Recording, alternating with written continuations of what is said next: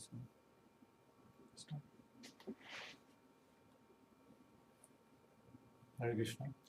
So,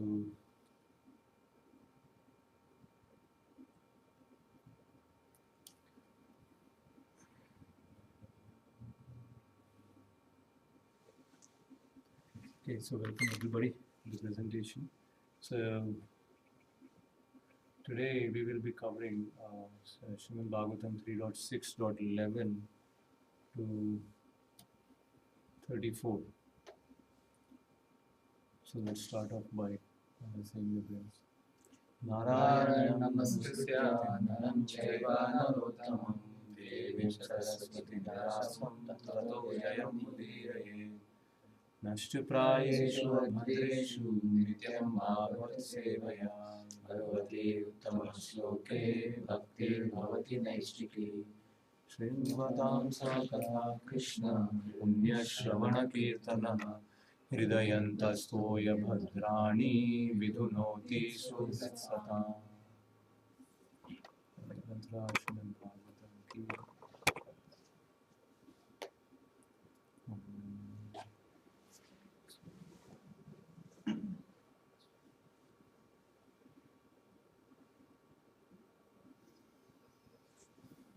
Okay, so in this particular, so today, I mean, the number of verses are higher, which is about 24 verses, but many of the verses actually do not have any purports in them. So that is the advantage. So what we will start off is just kick off with a little bit of what was covered by Nidhantu last time. So obviously, I can't take credit of any of this work. You will immediately know when my slides show up. So essentially, this is the where the description of the material creation is being described in this entire section of the Srimad Bhagavatam. So here is Mahavishnu, and from in this slide there is from the pores of his body the golden spheres are coming out, which will be the initial. Essentially, the universes will form from these spheres. Then after that, from the Mahat Tattva, elements from the Mahat Tattva attach or congeal on the seeds forms of this universe.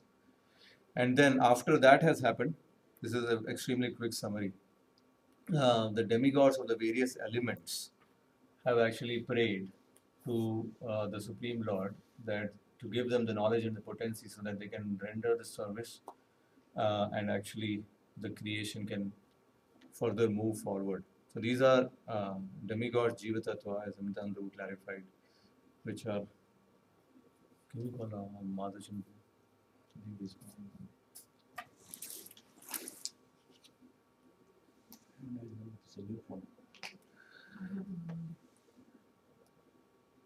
And then after each universe was created, then within the universe the Virat Rupa actually had appeared, and this is what will be covered during this part of it will be covered during this presentation. Within the universes, and I won't get into the details of this, where Kshirodakshai Vishnu entered into every element and soul along with the goddess Kali. And here's the important one where within one universe. Within one universe, we have when the 23 principal elements were set in action by the will of the Supreme. At that time, the Virat Rupa, or the universal form of the Lord, came into existence. So this universal form of the Lord, once it has come into existence in one particular universe. So this is going on in one particular universe. So this universal form is the blueprint of the universe, essentially. So a simple way to understand is that we all have a gross body and we also have a subtle body. Similarly, the super soul also has a gross body and a subtle body. So what's the gross body of the super soul? The gross body of the super soul is the universe. This universe that we are in right now, that's a gross body. There is a subtle body of the universe also, and that is the Virat Rupa. That's the blueprint, because it's a subtle form based on which the gross form is being formed. So it's the same concept which is described in the 15th chapter of the Bhagavad Gita, that it's around the mind that the different senses are being formed, right? It's around the mind. As based on the mind, manasasthani, indriyani, prakritisthani karshati. So this around this mind, which is goes from birth to birth with us, that this whole creation, that the gross body is formed, and the same concept. In fact, this is concept we can apply to everything essentially. As the Rilas Prabhu says, in preaching, we can always try to do this, that we always see that what is something we can understand, and from that we will move on. We can explain what is cannot be explained, because it is similar. So there is a subtle body that we have. Similarly, the super soul is a subtle body, which is the Hiranyagarbha, Virat Rupa, or Vishwarupa, as Amitabh Prabhu mentioned in his presentation. So Burijan Prabhu, this is all coming from Burijan Prabhu's description of this, and that's our advantage. So it's a subtle material form by which the Lord pervades the universe. So the theme of today's presentation, which will be 3.6.11 to 34, is essentially, I could see it sort of can be divided into two, sort of its theme or also the practical application of this. So first is that we'll see how we are fully dependent. So we declare a Dependence Day instead of a Independence Day. There's a full dependence on Krishna at each step and for all things, which is obviously the theme across Srimad Bhagavatam and Bhagavad Gita, etc. Surrender. Basically, we are fully dependent on Krishna. And then finally, and depending upon that, because we're fully dependent on him, we follow Krishna's system. So follow Krishna's system for two things. One is to live peacefully in this world itself, because we have to pass this lifetime being in this gross body and in this subtle body. So how to live peacefully, properly in this particular material world, why we are in this material world. For that, follow Krishna's system, and then follow Krishna's system also to go back to the spiritual world. And by these 2 points, which will be detailed more later, developing a deep service attitude in all situations again with everybody, and then render service under direction of the spiritual master. So if we are able to do these things properly, then we will be able to go back to the spiritual world. And the first point, by following the Varnashram system, we will live peacefully in this world also. So essentially, you will see, while it is a description of the creation of the universe, those themes come out so strongly that you can see this thread is going throughout Srimad Bhagavatam. And by understanding this science of creation, we can come to the essence of what we have to do in life also, what everybody has to do in life, individually and all of us collectively. So in terms of the flow, there will be 3.6.11 to 27. So that's 17 verses, which describes how the necessary sensory functions were created in the universe. All right. Then 3.6.28 to 29 is how the various planetary systems are created. And 30 to 34 is how the powers and prototypes of Varnashram system are created. Right. So how we are able to sense everything through our sensory functions, also we will see depending upon the Lord. The Lord is one who is creating the planetary systems where we live, and finally is giving us the system by which we can live in this world and also get out of this world finally. All right.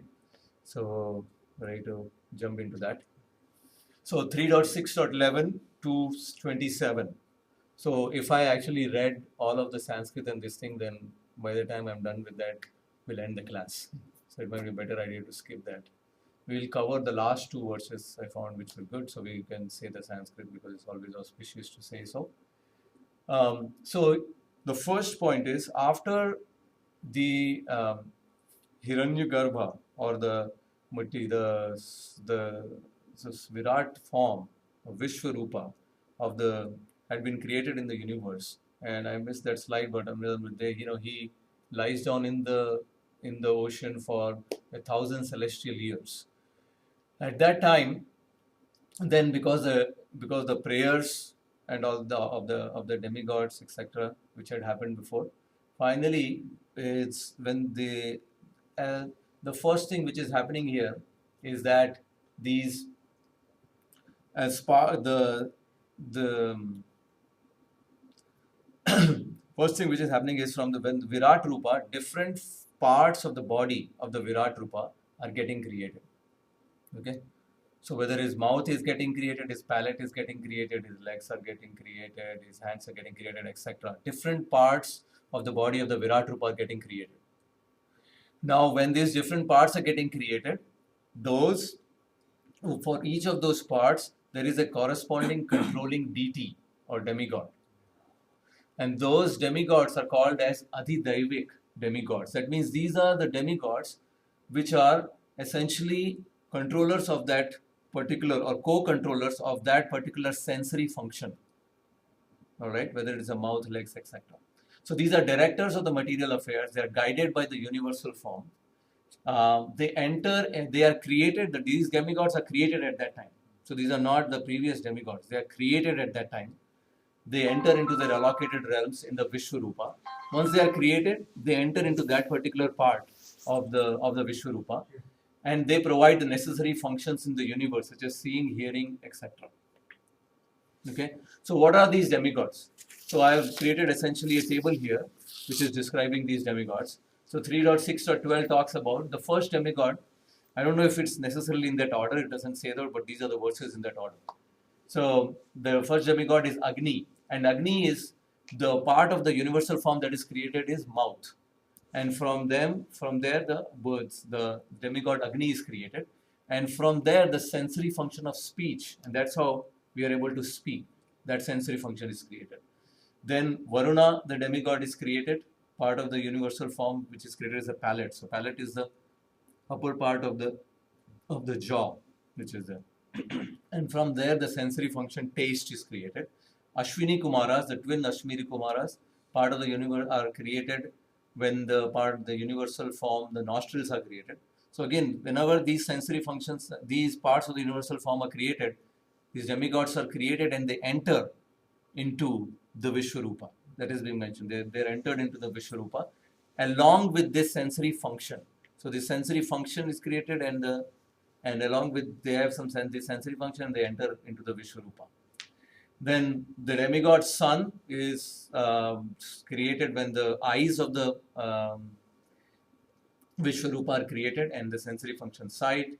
Then when skin is created, then this Anila or the deity directing the directing the wind is created. The sensory function touch is created there. And then hearing is a sensory function that is created when the ear is created of the universal form. And the controlling deity essentially is controlling deity of directions. And Prabhupada actually, when in this one there is a purport, Prabhupada describes that how the sound is the most important thing that you can hear from distant directions, from everywhere. You can know about distant places through the means of sound. So this controlling deity is the controlling deity of directions. So here you can see these are all the primary functions, right? Speech, taste, smell, sight, touch, hearing, everything is getting created. Then controlling deity of sensations. Two sensations are being mentioned: itch, Ausadhya, which is the deity, demigod there, and touch. For touch, there is air passing within the body. The controlling deity of that is the demigod. And skin is being mentioned twice. So, but what I could see as a similarity is that there is touch there is also the air passing within the air, the deity of the air. Another one is also deity directing the wind. So maybe there is a similarity there. So two things, two sensations: itching sensation and happiness due to touch. So Vishwanath Chakravarti Thakur in that purport has mentioned that itching is with the hair in the body. So for the hair in the body, the sensory function is itching, and for the skin, the sensory function is touch. And then genitals are created as a part of the universal form, and the demigod is Prajapati, and from there the sensory function of sex pleasure is created because of that.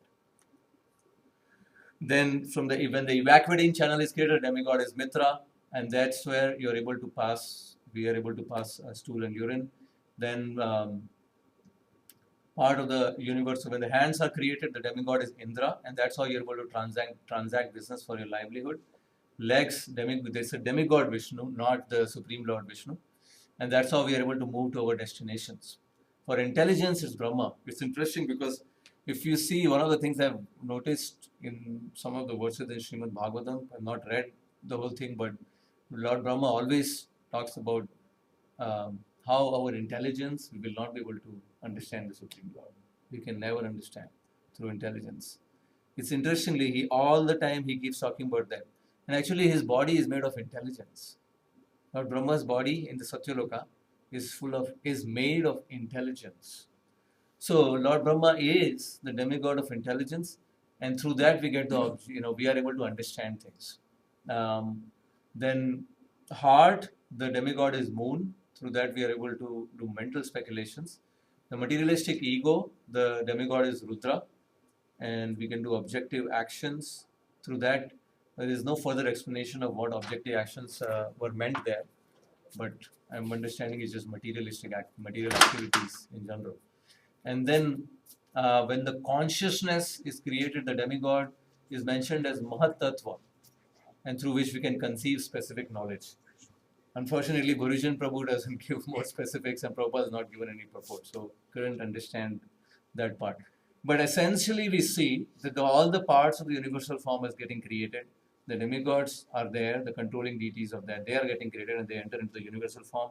And from that, we are able to see the sensory functions. Now, here is one description here of that there are these demigods are Adidaivika demigods. They are controlling the sensory functions of our bodies. So they are, Gurujan Prabhu calls them as co-controllers of a living entity's senses. But then Adi Bhautika is the bodily parts of the universal form that are being generated. The Adi Bhautik person is being referred to as the universal form. So when the bodily parts of the universal form are getting created, that's, along with that, the demigods are getting created. And then Adhyatmika is actually us, you and I and everybody else, the individual living entity. And they enjoy material life through the senses by the potency of these controlling demigods. So essentially, as we said, these sensory functions are getting created, right? The bodily parts are getting created, which is Adi Bhautika. The controlling deities are getting created, which is Adi Daivika. And then the Adhyatmika or us are able to enjoy these sensory functions because it has been first created in the universal form, right? So here's the punch essentially of this, that all of these three are dependent on the Supreme Lord. Obviously, universal form is coming from the Supreme Lord. The Daivika demigods are coming from the universal form, and obviously we are also dependent on the Adi Daivika, and the Adi Daivika is dependent on the universal form which is coming from the Supreme Lord. So essentially, all the three are dependent on the Supreme Lord. So that's why the theme that everything is dependent on the one person, the Supreme Lord, right? So Prabhupada actually mentions, this is from another purport, but I was able to get to this by my extensive research. No, by hardly any research, but the main point is that I was Gurujan Prabhu's extensive research, so he refers to this point, and that's why I was able to get that. So we'll just read through this. Srila Prabhupada mentions that the living entity can see only when the Lord sees. The living entity can smell when the Lord smells, and so on, right? So we are thinking, I am doing something. When Krishna says, I am the ability in man, this is a gross example of saying that actually you can only smell and do anything because only when the Lord can do so. When the Lord has generated the Virat Rupa which can do so, now I am able to do. Otherwise, I can't do anything. The idea is that the living entity cannot do anything independently. He can simply think of doing something independently, but he cannot act independently. So we can think, I can think, yeah, I want to do this, but I can only think. I cannot actually do it. So like, I can't lift this finger also. So forget about. I can only do it because I could think, and then the material nature has been provided to me, and there is a controlling deity of these senses, of the hands, etc. So you could look at the controlling deity of the hands, etc. And because of that, when that is giving me the ability, and that is allowing me, then I from that I have that ability. Otherwise, I don't have that ability. So we get this independence in thinking is there by the grace of the Lord, but the thinking can be given shape by the grace of the Lord, and therefore the common saying is that man proposes and God disposes. So this independence of thinking is also a grace of the Lord. We also, it's like, oh yeah, I can think independently. That's also by grace. I heard this in a previous lecture also, that you think that I have this minute independence, but actually it's also been given. Even that has been given, and everything else is obviously directly given, but even that independence is a gift that has been given. So it can be given shape by the grace of the Lord. So you have that minute independence can be given shape. So man can propose God. The whole explanation is on the subject of the absolute dependence of the living entities and absolute independence of the Supreme Lord. Absolute dependence and absolute independence. Less intelligent persons claiming to be on an equal level with God must first prove themselves to be absolute and independent, and then they must substantiate their claim to begin to being one with God, right? So basically, Prabhu say, obviously, we don't have the ability to do whatever. Harilas Prabhu yesterday said in the statement that you want to see God, you can't even see your own butt. It was doing like that in the Bhagavatam class. So what kind of independence we have? We have no independence actually, right? So that's the first point is being made, that I don't have any ability to do anything. I'm dependent on that. The second point, that in the planetary manifestation is then getting created. This is the second section, 23.27-28. So first, the head of the universal form is getting created. At that time, heavenly planets. That from that head, heavenly planets are getting created. When the legs get created, earthly planets get created. When the abdomen, which is in between, the sky between the heavenly and earthly planets get created. So the order is sort of reversed here. You will see here that the head is the heavenly planets, which is in the Gayatri Mantra, which we say Bhur Bhuva Swaha. So Swaha is the highest among these three. Swar, right? So there is heavenly planets is Swar, and that is that heavenly planets Swar are the people who live there are the people in the mode of goodness, which is the demigods. Okay, so at that time these demigods also got created who went into there. So this is another set of demigods essentially, but they got created and they went to these planets where in the Swarloka. The second, if you look at the last, when the legs got created, the last one, which is in red because red is passion, right? So this is to the extent that I have done some visual work. very similar to what you saw in the last presentation. So the legs is the earthly planet's Bhu, which is the lowest, where humans, which are primarily in the mode of passion, which are there. So that's why the mode of passion is very prominent here. What is there in between is actually the abdomen of the Virat Rupa, there is the sky. The sky between the earthly planets and the Swarloka. That is the Bhuvarloka. And that's where actually there are people in mode of ignorance. So it's a little bit different. The people in mode of ignorance are in between. Okay. So Bhur, Bhuva, Swaha, the Bhuva is the planetary system in between, is where there are people who live there are ghostly spirits, which is the associates of Rudra. Okay, so those are there in between. Okay, so actually this slide, which I also personally made, as you can see, right? So here this Bhur Bhuva Swaha, you can see the abode of ghostly spirits is Bhuvar.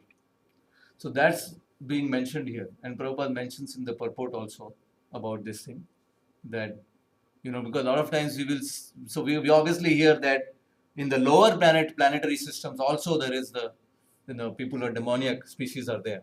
But this is just, if you look at just Bhurbhuvasva, which is only this middle part of the whole planetary system. Amongst these, here is the people in mode of ignorance, here is people in mode of passion, here is mode of goodness. All right. So that's the point which is being made here.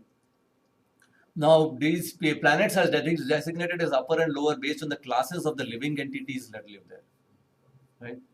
For example, America will be called as a developed nation, not because it's placed somewhere, because the people there, the per capita income is at a certain level. That's why. So that's why because the people who are living there are in the mode of goodness, etc. That's why it's a higher planetary system, whether as compared to lower planetary system. By development of mode of goodness, you can go there. How can you go there? By development of, and one goes to higher planets by that. People are trying to go to higher planets by Sputniks or all these kind of speed. I can go to the higher planets. But that's not how you can go, because you don't have that means to go there. You can't go there that way. That's the biggest challenge. People, obviously everybody is looking to go, but not understanding the science by which you can go. It's an internal growth by which you go there. People are trying to achieve it externally, outside. So, especially Prabhupada points out in the purport that unnecessary animal killing is degraded people to modes of passion and ignorance a lot. It's interesting how Prabhupada keeps pointing out this animal killing so strongly. It's not like that verse in the translation is talking about animal killing, etc.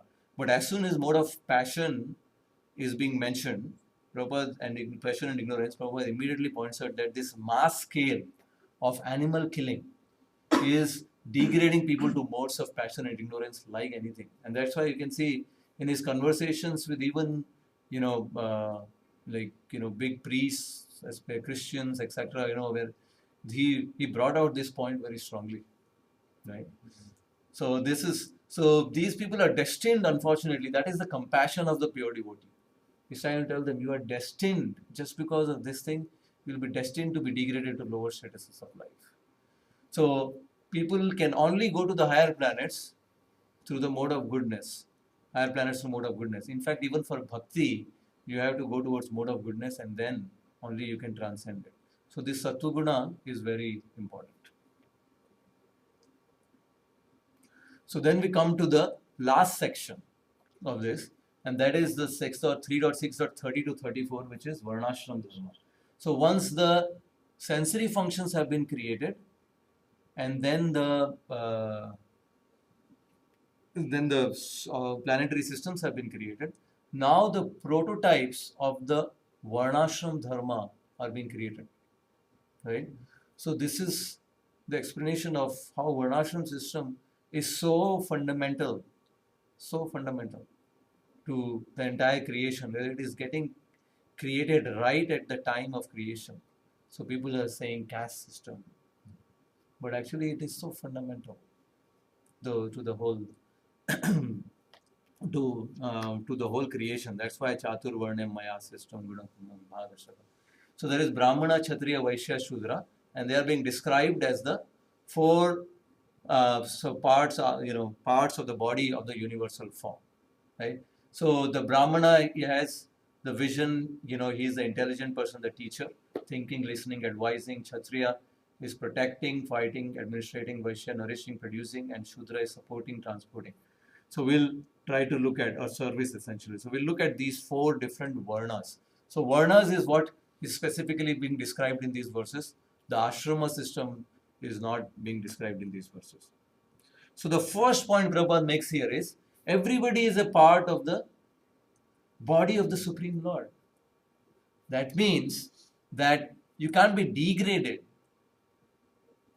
Nobody can be considered that this person is degraded, because everybody is part of the body. And the example he gives is, you don't look at your hand, you don't treat your hands and legs. Okay, haath ko lag gaya to, it's not a problem. If you it's like, if your leg gets hurt or your hand gets hurt, it's you try to take care of them in the same way. It's not like you're giving more nutrition to the hand or to the leg, etc.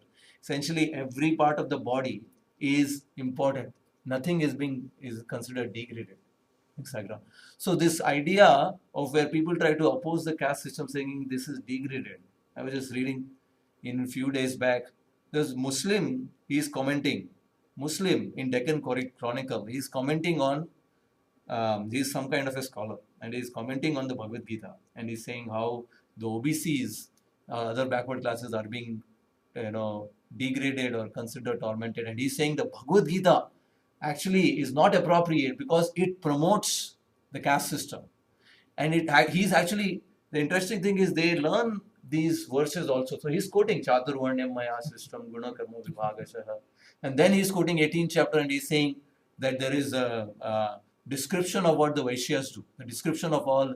So that's what they are. It's a complete division of society. It's not supposed to be like that. Why? This is creating a, walls, creating divisions in the society, all kinds of things he's talking. I don't write, but try to write a comment to that. And another point he was saying that, yeah, some people say it's not by birth. And he's quoting Chaturvarnya Maya system, that it's not by birth. And he's saying, yeah, some elite Brahmanas says that it's actually not by birth, but it's by qualities. However, nobody ever changed their caste. Everything is by birth only. We never saw anybody change anything. So that's why I try to clarify that no, it is by quality. And if you see, there are societies like the International Society for Krishna Consciousness, where people are not born necessarily Brahman, not even born in India, but they are, they've got the training and now they are Brahmanas, Vaishnavas actually, even higher than that. So the idea is that this thing, as Bhagavad Gita is being made popular, and probably made the national book of India someday, I'm just saying these things will come up. So it is very important for us as devotees to also, participate and, explain, understand this ourselves and explain this, that how important this is. People are quoting the Bhagavad Gita to say that it's proposing casteism.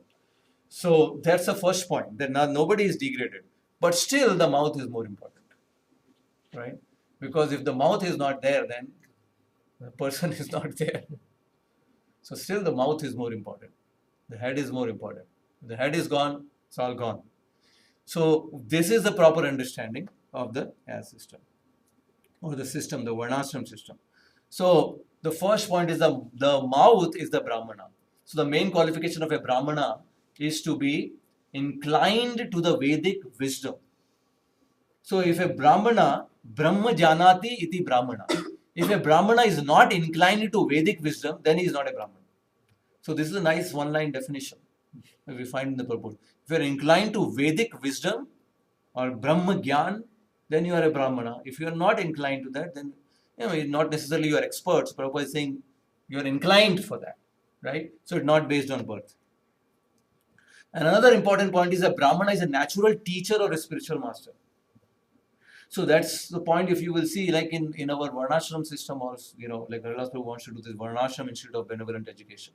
So the main primary teaching of the Brahmana is a teacher.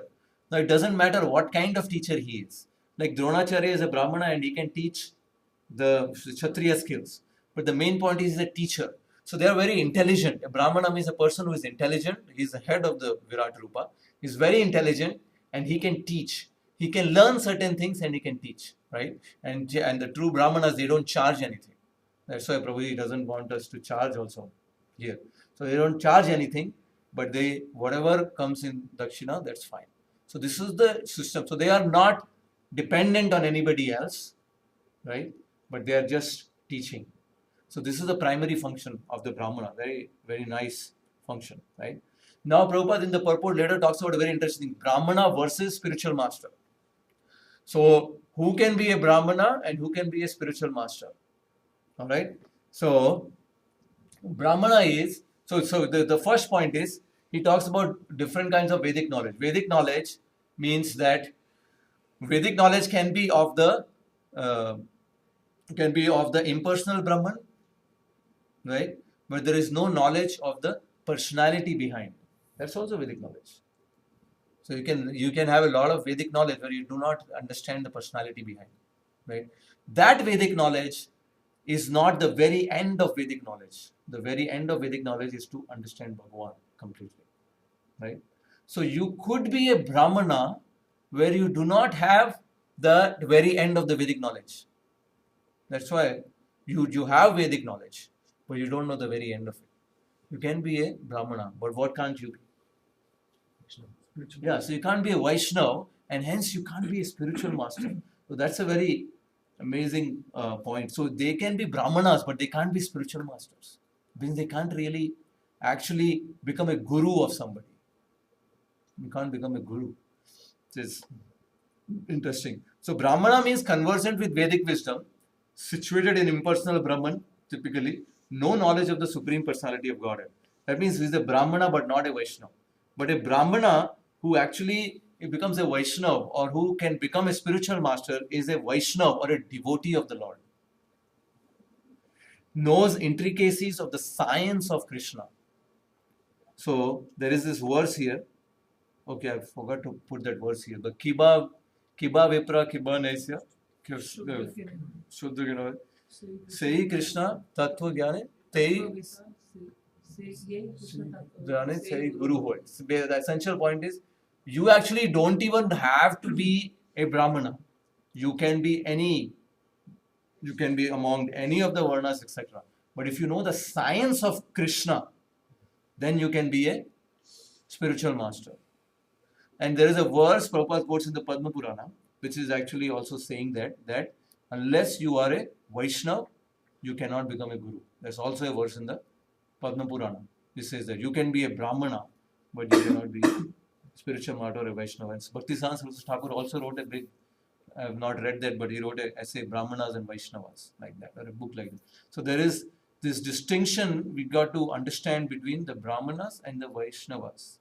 So obviously, Brahminical culture, we're taking Brahminical initiation, we're doing because we are learning the Vedic wisdom.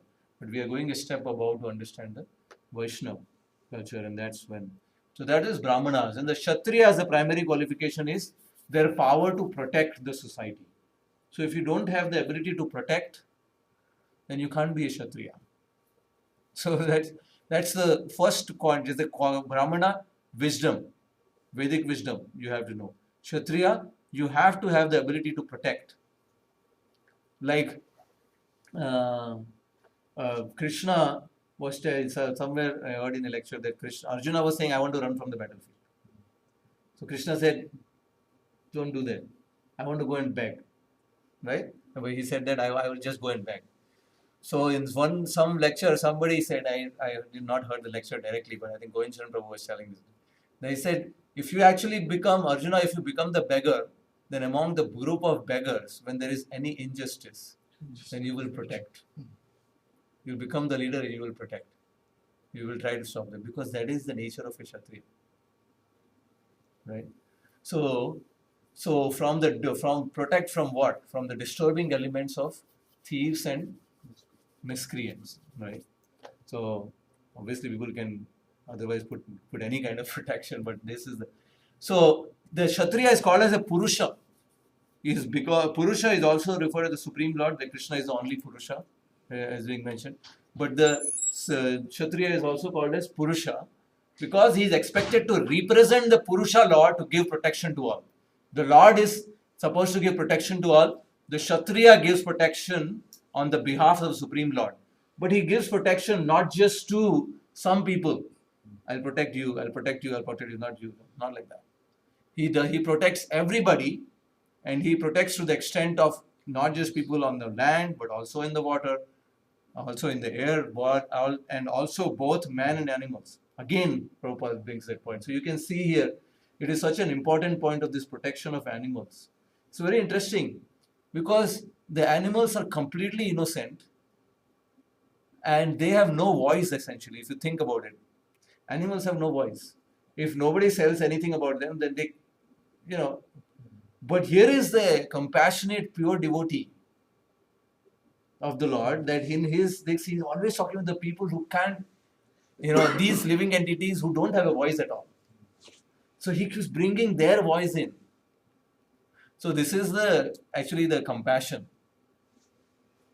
So this is the compassion which a devotee, as devotees, we have to develop. We have to develop for each other. We have to develop for animals also. We have to develop for everybody.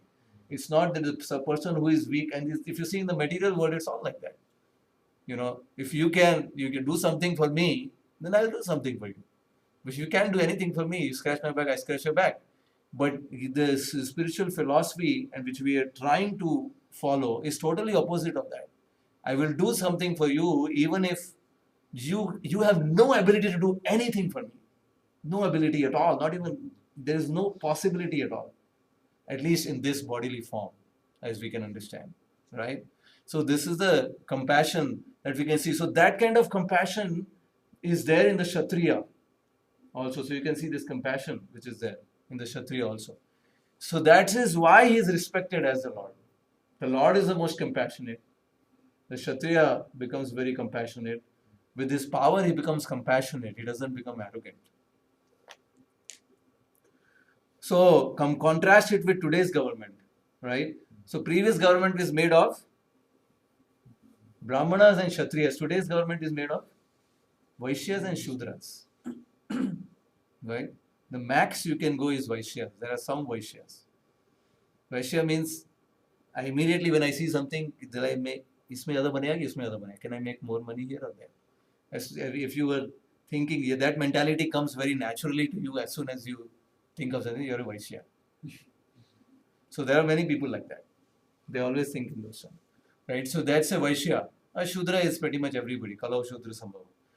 So that's so different from Maharaj Parikshit, who protected, again the same theme, who protected. As soon as the cow he saw the cow getting killed, he immediately protected. Right? So the modern system, Prabhupada is saying they cannot protect you from theft. That's why you have to go to insurance companies. So they will give you some protection. Yoga Kshemam Vahamiham. LIC will try to say. Say, I'm going to protect you. Some people say, hey, I'm already dead. So what are you going to protect me? You say, okay, but you can't protect me. I'm gone already. And even those people you are trying to protect, they are also going to die. So what is this Yoga Kshemam Vahamiham? So Bhagavad Gita is being used in all kinds of ways, different places. So you can see that this is not the government, the government, and the government is extremely important because yad ashrati sheshas tatta deve tarojana. How the government is going to be, everybody is going to follow, right? I mean, there is some few so-called good stuff is happening in India because there is some people are seeing some respectful personality in the Prime Minister, right? Has some values he's trying to follow, right? So you can see the impact. There is some impact that people are trying to follow, whether in terms of getting towards mode of goodness with cleanliness, etc.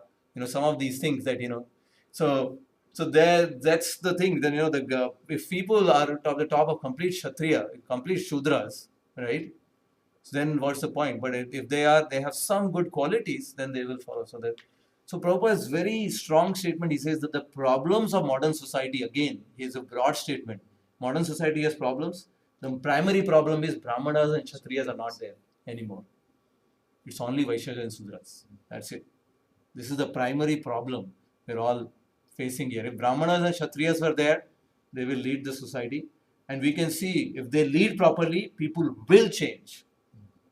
So one of the lectures I heard is Prabhupada's formula is that in the society of Krishna consciousness, we build a few Brahmanas. Right? So Prabhupada says even if few of them will become, the whole world can transform. So Prabhupada's aim is not to just transform ISKCON. His aim is to transform the world. But ISKCON is not going to become the world. But just a few people will lead and then they can inspire others like that. So not that we all have to become administrators, but some of the people in ISKCON who follow, they can inspire others, and that's happening in many places. They inspire other administrators to become friendly towards ISKCON, and they can become proper Kshatriyas to some extent. Then that way the society can progress. Vaishyas, their primary business is agricultural production and distribution. As per Bhagavad Gita, also it is the same thing. Agricultural, cow protection and business. So it's the same thing. And here in this verse, it was mentioned the primary thing is agriculture. And Prabhupada actually quotes a lot of Vaishya types. So Kshetri, Krishna, Tilavanik, Gandhavanik, Suvarnavanik. These are all different kinds of Vaishyas that are being mentioned. So they follow a certain kinds of paths. How much time I have? 5 minutes? 45 minutes. Huh? Yeah. 45 minutes. It's done? Okay, so I'll do 5 minutes. Okay, so 3:6:33.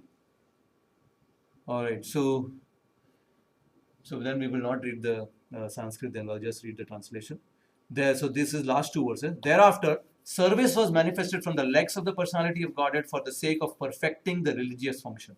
This is Shudras. So Shudras is something to be very proud of because they are engaged in service. And service is what Prabhupada is going to glorify. So situated on the legs are the Shudras who satisfy the Lord by service. And you can see the purpose of service, sake of perfecting the religious functions. Service is the real constitutional position of the living entity. That is the real constitutional position. So we attain religious perfection by service attitude. Just mental speculation without transcendental service is a waste of time. So if we are ready to waste time, then we can just keep, actually need not do service. Haridas Prabhu today, Bhagavatam class, I only heard 5 minutes remotely. But Haridas Prabhu quoted one of his favorite verses, Vasudeva Bhagavati Bhakti Yoga Prayojitaha Janyati Ashu Vairagyam Jnanam Chahyadev. If you are engaged in devotional service, Jnana and Vairagya, they will just come to you. Yeah. So this is, knowledge and detachment will come to you if you just go after knowledge and you're not actually doing practical service. Then it's a waste of time. Complete waste of time. So this transcendental service is different from the service in this world. Nobody wants to become a servant in this world. Anybody gave my job position, I want to be a servant. Nobody's going to apply for that, right? So nobody wants to serve in this material world. The false mastership is the basic disease of the conditioned soul. This is a nice statement. False mastership is the basic disease of the conditioned. And the last snare is, I want to become master of everybody. I want to become one with the Lord. So my perfection is my service attitude. Like Prabhupada says, the progress in devotional life depends on the attitude of the follower. So if I actually have a service attitude deeply within for everything, throughout all phases of my life, I only want to serve. That means I want to please, I want to give. Serve means to please. If I'm not able to please another, but that's not service. So if I'm not able to serve, if I'm able to serve, that's my perfection. So service alone satisfies the Lord. That's the reason why it is perfection. Because only service can satisfy the Lord. And our whole goal is Hari Samsiddhir Haritoshanam. I only want to satisfy the Lord. If you satisfy the Lord, so if you do service, everything is perfect. Perfection of occupational duty. This is also in Prabhupada is quoting sentences here, but each of them is a verse in the Bhagavad Gita. And he doesn't write the Bhagavad Gita verse, but you can see each of them is a verse in the Bhagavad Gita. This is in the 18th chapter. That if you actually, and also in Srimad Bhagavatam too, the same, where Ata Pumbe Dujasresha Varnashrama Vibhakashaha Samustitasya Dharmasya Samsiddhi Haritoshana. So this Varnashram Dharma, the highest perfection of that is you follow your system, whatever you're trying to follow. You can be a test engineer, you can be a dev engineer, or you can be a whatever, right? Even within a company, whatever position you are in, you can be a manager, this and other things, or a janitor or a CEO, it doesn't matter. But you do your duty nicely, figure out what is the thing which naturally connects with you, and then engage in devotional service and offer that job also to the service of the Lord. Then you will become perfect. Krishna is not going to ask you, why didn't you become a dev? You're just a test. You're just a test engineer. He's not going to ask you that question. Krishna doesn't ask you anything about what's your occupational duty. Whatever you're doing, do it sincerely. That's it. So Prabhupada in the end says, even if you're not a perfect Brahmana and Kshatriya, but if you actually do develop a service attitude to the Supreme Lord, you're perfect. And who is supposed to know this? The Brahmana. So through the Vedic wisdom, the Brahmana knows this, and he is supposed to educate everybody else. That just an 18th chapter also in Bhagavad Gita, Krishna says, by worship of the Supreme Lord, if you do your duty properly, you are perfect. So this makes entire society perfect according to its social construction. Everybody just serves the Supreme Lord and does like that. The last verse, all these different social divisions are born with their occupational duties and living conditions from the Supreme Personality of Godhead. right? All of this coming from the Supreme Personality of God. Thus, for unconditional life and self-realization, one has to worship the Supreme Lord under the direction of the spiritual master. So you can see in few verses the entire philosophy is we said that all of these functions are coming from the Supreme Lord. So we are all conditioned, and the only way we can purify ourselves is that we do our duty, and under the direction of the Supreme Lord, we carry out devotional service. And then the purification will take place, and from being conditioned, we'll become pure. And we can go back to Godhead. So we'll live peacefully in this world by following Krishna's system. And we leave this world also peacefully. And so peace in this world, ecstasy. But actually, Chaitanya Mahaprabhu's process is ecstasy in this world, ecstasy there. It's ecstasy all over. Is Keval Ananda Kanda process has been given. So by following this system, if you follow Krishna's system, everything is good. You don't follow, like Krishna in the 18th chapter says, Arjuna, listen to me. If you listen, you will be happy. If you don't, if you don't listen, you will be bewildered. You will be lost. You will be lost. So they can have all kinds of planning system, this, and even my own life, I can plan in so many different ways. But if I follow the authority, if I follow gurus, I'll be perfect. If I don't follow the gurus, that I can be so-called in ISKCON, but I'm not following the gurus. I'm not taking association with it. I'm not taking guidance. I'll be doomed. I'll be lost. In the end, I'm thinking I became a Bhakti Vaibhava. I'm done. There's nothing which happened, like Prahlad Prabhu says in the classes. You became Bhakti Vaibhava, you can become Bhakti Vedanta. Nothing. You didn't get anywhere. And we experience this personally in a day-to-day life. I experience it. Bhakti Vaibhava is anything, but things are not changing internally. So how will it change? By the mercy of the pure devotee. That is ISKCON. And then ISKCON's Prabhupada's followers here. Locally, Diksha Guru, Shiksha Guru, unless we follow, we will be doomed. See how amazing Krishna is saying. So a good example is every part of the body is a servitor of the body. So living entities are coming from the parts of the universal form. They are also meant to eternally serve the supreme body. That's how fundamental it is. Human beings are meant to know this with the system of the Varnas, and the Brahmana is meant to be the spiritual master to teach this. So we purify ourselves through the process of guidance of a spiritual master. So the summary is full dependence on Krishna, right? We're not independent in any way. And finally, we follow Krishna's system to live peacefully in this world and go back to the spiritual world. Develop a deep service attitude. Serve the Diksha and Shiksha Gurus. Serve the devotees in a genuine and humble way. And then we don't have to go back to this process of creation, which we are all learning and we went through. We just have forgotten. So we can go to the eternal realm of Guru. So that's anyway just similar. So use everything in Krishna's service, because if you don't use it, you lose it. I've heard him say that a few times. You seek guidance from gurus, because that's the only process of purification. Follow your duties and serve, and develop an internal, deep, loving service attitude towards everyone. Hare Krishna.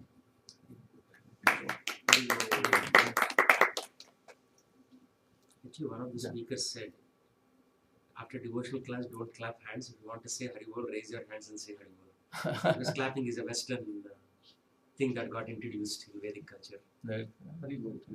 But we are using so many Western things in the devotion. So it's okay. So No, it's I not said Haribol. somebody said. It's okay. But every time we bring this point, there's no ending discussion. It keeps going. What is that?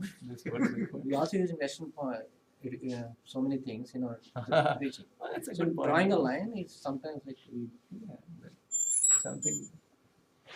It's not to be stickler to the rule, but still it's a good point. Yeah. Any discussion, corrections? When it came to the point of the description of the universe, I was trying to go a little bit fast because the acharyas are sitting here and I still have struggled with that. So I try to skip through that so that people don't listen to me at that time. For Varnashram, I wanted to say one thing what I heard. Is that you mentioned that it is a Yes, Sahuji, Dandavata, always Prabhupada. Yes, Sahuji. Thank you so much for the wonderful class. So the question I have is, that we keep hearing that Prabhupada established only the first half of the mission. Yeah. So the second half of the mission was to establish the Varnashrama Dharma. Yeah. And so it looks like on the topic, different devotees have different view. Yeah. So what is your learning or your understanding on this topic of what the second half of the mission of Srila Prabhupada is establishing Varnashrama Dharma? Is Sure. Varnashrama Dharma establishing farms and going back and living there? Varnashrama Dharma, the Daiva Varnashrama Dharma, wherever you are, you practice. I'm just trying to understand what it is. Can I provide some insights? Frankly, I am not qualified to speak on that, but I didn't get a chance to. One of the things I missed on, I wanted to read Harilas Prabhu's book again, and I put it in front of my desk also, but I didn't get a chance to read it. But what I remember from what Harilas Prabhu wrote in that book is the concept of that this. I heard Harilas Prabhu say this in a briefly to Bhakti Raghav Maharaj also, who is that essentially he said it's better to be in the country, which means in the villages. It's a more natural way of life. It's what's more conducive, right? And that's why Prabhupada also proposed that and it was encouraged the farm communities because we don't need these artificial things. In fact, in the purport for the Vaishyas, Prabhupada again is saying this industry thing is it only causes the biggest problems. Everybody wants big industry, and Prabhupada is the one person is like, this is causing the biggest problem, right? So you can see obviously this industry and I heard Harilas Prabhu say a very interesting point. I heard him was few times. He said India was all villages, right? In fact, I heard in a lecture before that 700,000 villages or something, and out of 500,000 villages had schools, and the schools. In those schools, the primary things we taught were Ramayana and Bhagavatam. And maybe Mahabharata also, I can't remember. But basically Ramayana, Mahabharata, Bhagavatam, like that. That's why you see in previous generations, if you go 2 generations back and all, people know a lot, in India. So that's essentially, so Harilas Prabhu said that previously that was like the system. There were schools, there was schools in every village, everything. So this education was there, very prominent. But he said the Britishers, they came and they did a very, very nice, apparently the best thing, which probably people think that the best thing which Britishers offered to India, which still stays. English. Maybe you can Macaulay say, system of education. Okay, that's one thing. The train system. It is probably one of the world's best train systems. But Prabhuji said that caused the biggest downfall of the whole thing. Why? Because people started moving. Huh? Yeah. Self-sufficiency went away because people now started going from one place to another. They started, what is it called? Congregating, coagulating into one place. And that is a form of the cities. So all of these cities is where this whole industrialization and everything is happening. So people started leaving, and what's happening is all the good people start leaving. So one of the other things that is what's happening in India is it's not like the villages are bad. The problem is anybody decent, they leave the villages and they come to the cities.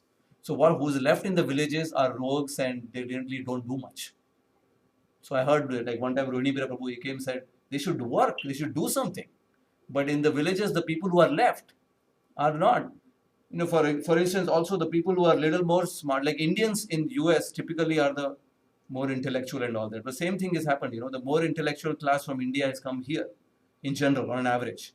And then similarly in cities, the more intellectual or the better people, more class, high class you can say, whatever, Varna or whatever, but essentially better people about.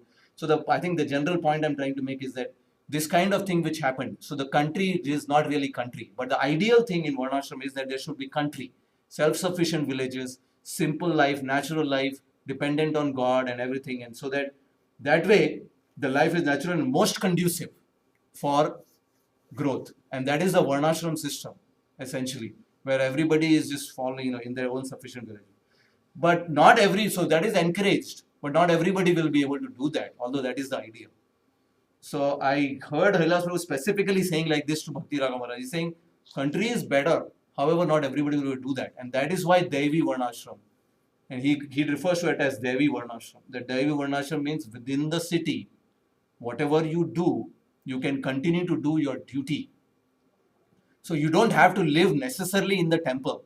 If you think about it, Prabhupada's time, a lot of people living in the temple.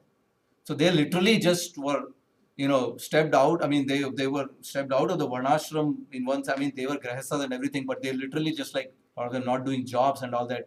So they were doing Bhakti Yoga at a much more, dedicated, completely full-time pure level. Whereas now, people, more working outside and all that, that's more in the line of, in the sense of, okay, I'm doing my other duties, Varnashram kind of duties, right? So that's my somewhat understanding of that.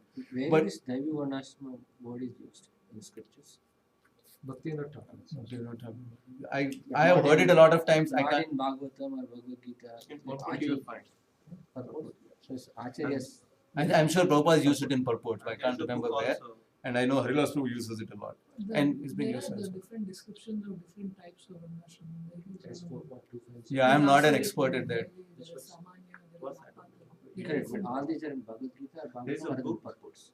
I think it's in the There is a book Prabhu So, Mayapur. so I mean, we can talk. I mean, you guys know a lot about it, but that's my understanding of it. That Devi Varnashram, what as Harilas Prabhu quotes it, is more around that you do your duties properly, but then along with that, you take out time to worship the Supreme Lord in Delhi. So that you are stated in the Varna, your ashram, and he also clearly says your Varna for most of the people is Shudra.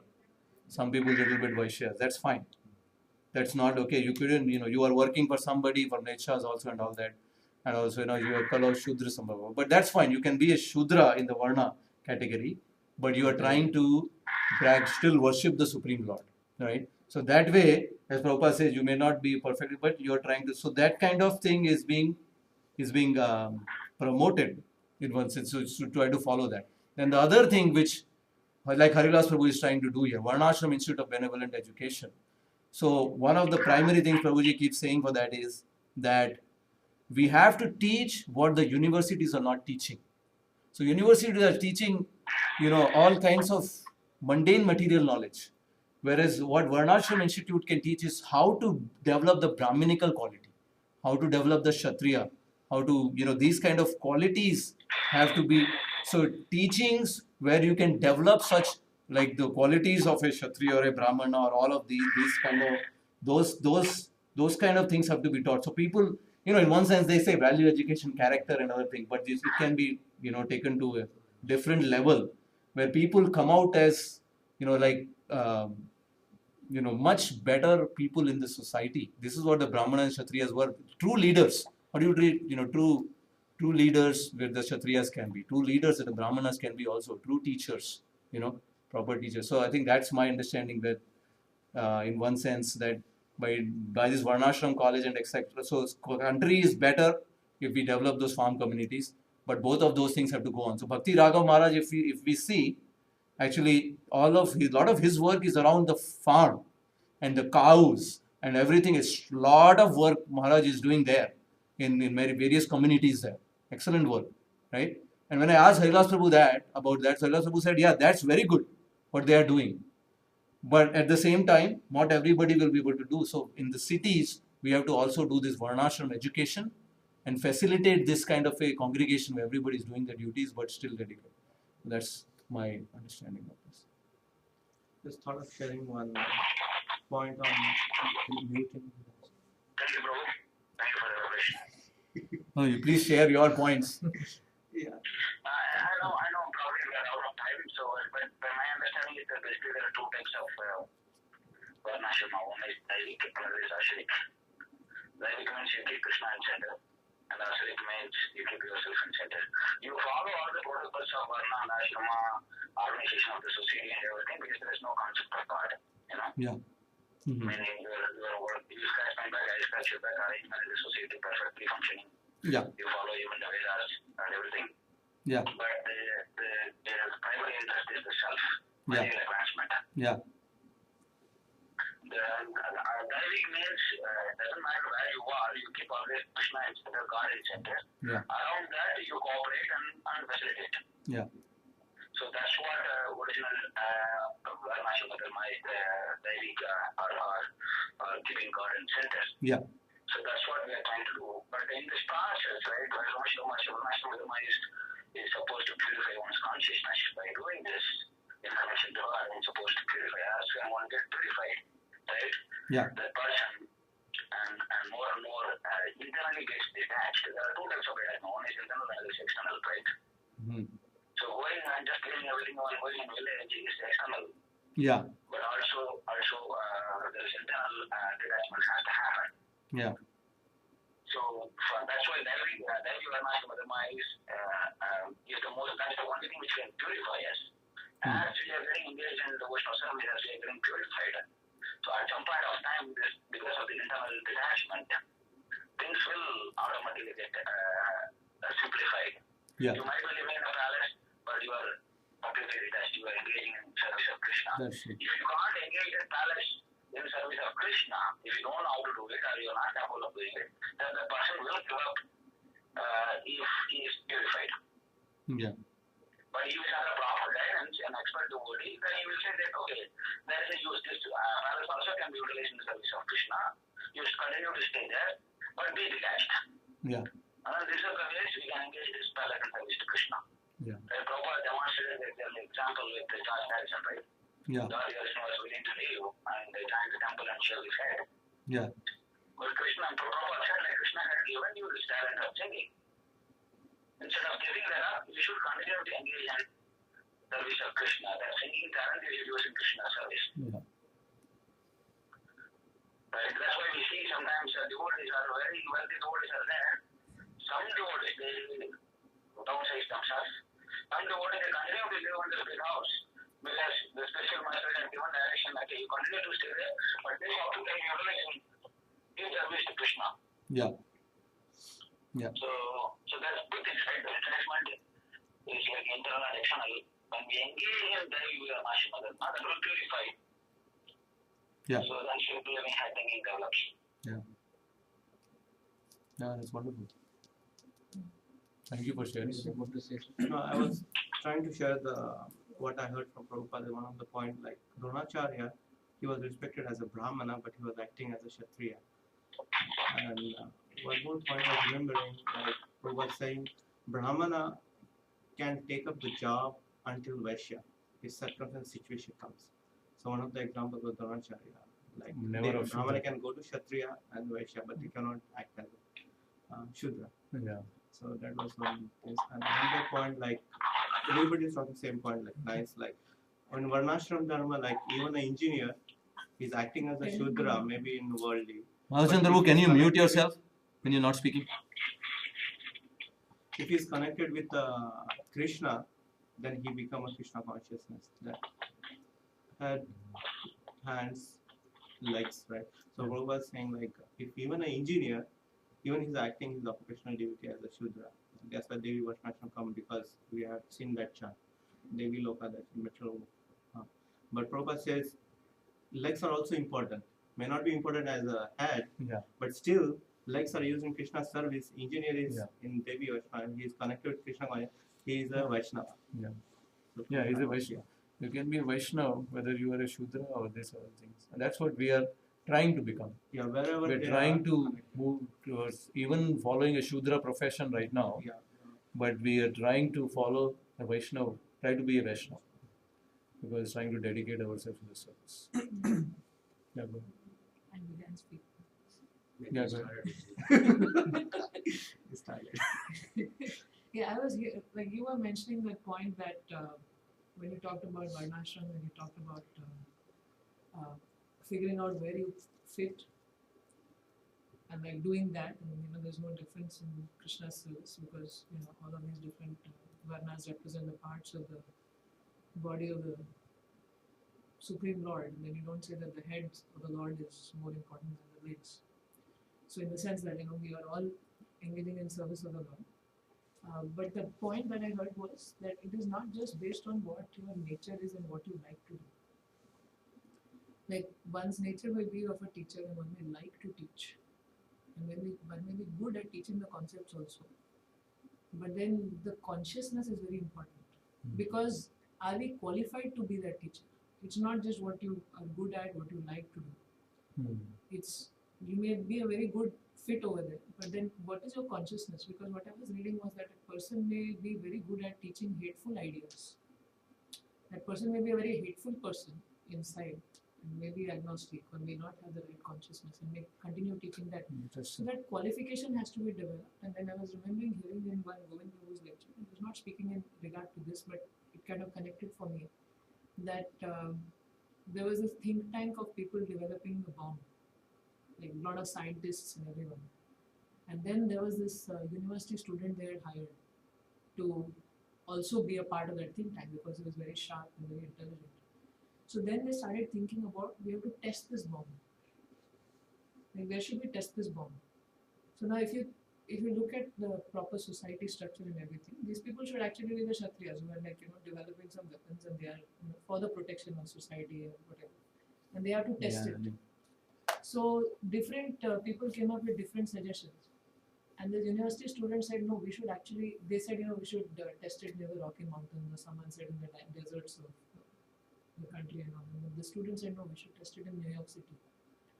Because when we test it over there, we will get the maximum data on how many people are killed. So he was good at the skill of developing the weapon. And he had that inclination also. But he didn't have the proper consciousness. So that point is very important. I heard that somewhere, I just wanted to share. Because he was thinking of just testing, so narrow focus that he forgot the whole concept that you can't, just for the data, you got so lost in your science that just for the data you forgot how many people will be harmed. Maybe what we can think of is the qualifications of a Brahmana mentioned in Bhagavad Gita, where he is forgiving and there is, all these things which are mentioned, tolerant and this and other things. So while he is a teacher, he, those are the Brahminical qualities. Because many times I hear in different lectures, at least in the Bhakti level classes, that it is what you like to do, your nature and everything. The qualification is very important. That's why if you say that somebody can be guru only if he's a Vaishnava. Means he has imbibed those qualities and it's a part of his consciousness. Otherwise, what will he teach actually? What will he guide?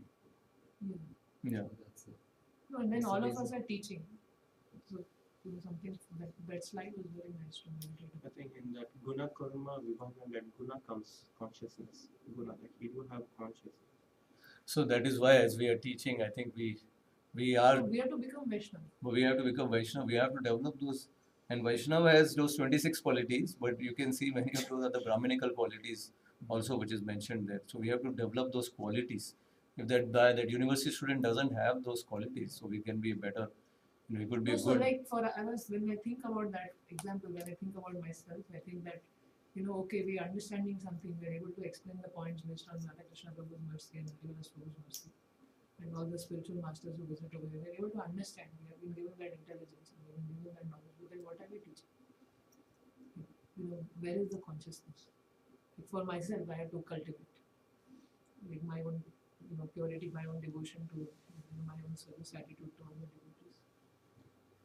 Yeah, not just I want to teach because I want to teach. No, then it is just That's jnana. not- That's it actually has to very be backed practical. up with a practical application, how you apply to yourself. So you may not be preaching, but practice is the most important. Naturally, the preaching opportunity comes, it will show up based on your inner strength. You want to do that. That's the greatest way of doing things. Keep preaching, but we forget the practical part of it. Then we'll be like hypocrites. Yeah. Yeah, and Mahaprabhu is saying the same thing, right? Like, Bharat Bhumi ka manusya janma lecha.